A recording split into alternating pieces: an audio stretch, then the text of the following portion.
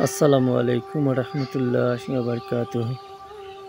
কাছে কিংবা দূরে যে যেখান থেকে দেখছেন সকলকে জানাই আন্তরিক অভিনন্দন ও শুভেচ্ছা।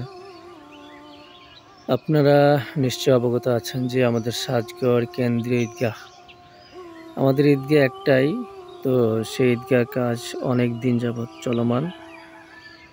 মোটামুটি 70% কাজ সম্পন্ন হয়ে গিয়েছিল, তার মধ্যে এখন 30% হচ্ছে এই বাউন্ডারিটি।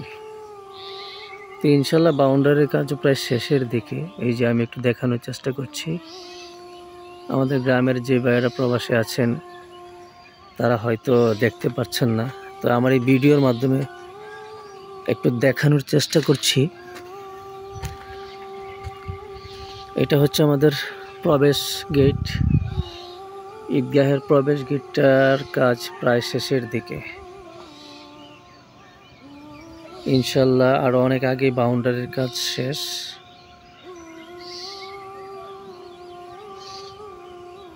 ওইটা হচ্ছে মেম্বরের কাজ আর 1 বছর আগে শেষ হয়ে গেছে।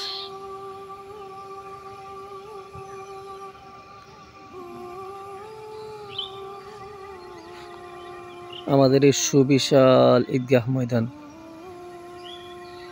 কাজ চলমান রয়েছে। ইনশাআল্লাহ অতি দ্রুত আশা করি এই বছর রমজানের ঈদের আগেই আমাদের কাজটি সম্পন্ন হয়ে যাবে।